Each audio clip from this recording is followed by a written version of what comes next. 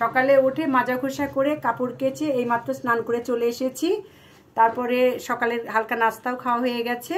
এখন কিচেনে যাব রান্না করতে। হাই এভরিওয়ান, সবাই কেমন আছো? আশা করছি বেশ ভালো আছো, আমিও বেশ ভালো আছি। একদম কিচেনে দেখা হচ্ছে। সব কিছু কেটে গুছিয়ে নিয়েছি। আজকে রান্না করব পোলাও আর মুরগির রোস্ট। এখানে পেঁয়াজ কুচি নিয়েছি, তেজপাতা, কাঁচামরিচ, গরম মশলা, আদা কুচি, এখানে নিয়েছি টক দই, আদা জিরা পেস্ট, রসুন, এগুলো নিয়েছি। এখন আস্তে আস্তে এগুলো রান্না করে নেব। সব কিছু দিয়ে মাংসটা মেখে নিব। দিয়ে দিলাম পেঁয়াজ পেস্ট, এখানে নিয়েছি লবণ, তেজপাতা, এখানে নিয়েছি রসুন, নিব আদা পেস্ট, জিরা পেস্ট, এগুলো দিয়ে বেশ কিছুক্ষণ মেখে রেখে দিব। পোলাও রান্নাও কড়াই বসিয়ে দিয়েছি। দিব একটু সাদা তেল। মশলা তেমন অ্যাড করব না পোলাওয়ের জন্য। দিব একটু আদা কুচি আর একটু সাদা জিরে।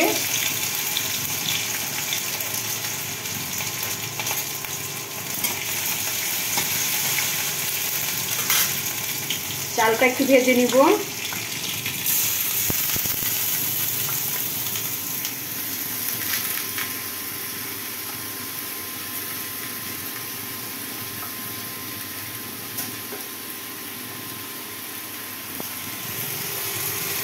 পোলাওয়ের জন্য চাল ভাজা হয়ে গেছে, এখন নামিয়ে নিব।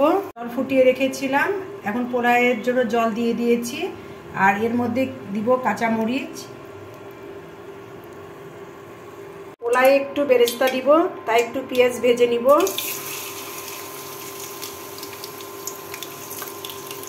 পোলাও রান্না হয়ে গেছে। এখন এর মধ্যে অল্প একটু চিনি আর লবণ অ্যাড করেছিলাম।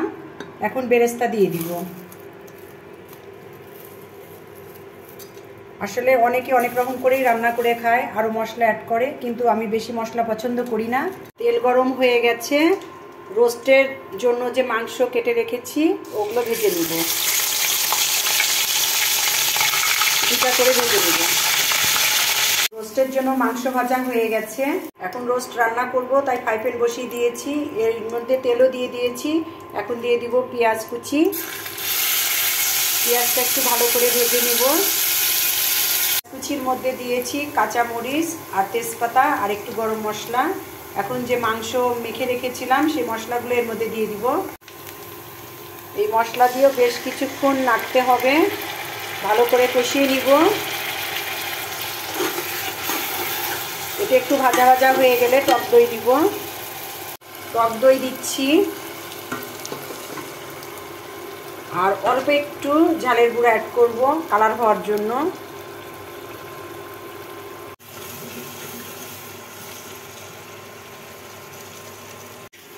মশলা কষানো হয়ে গেছে, মশলা থেকে তেলও ছেড়ে দিয়েছে। এখন রোস্টের পিসগুলো দিয়ে দিব।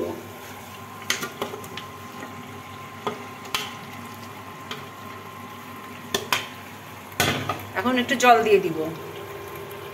রোস্ট হয়ে গেছে, লবণ চেখে দেখেছি, লবণও ঠিক আছে। এখন বেরেস্তা দিয়ে দিব।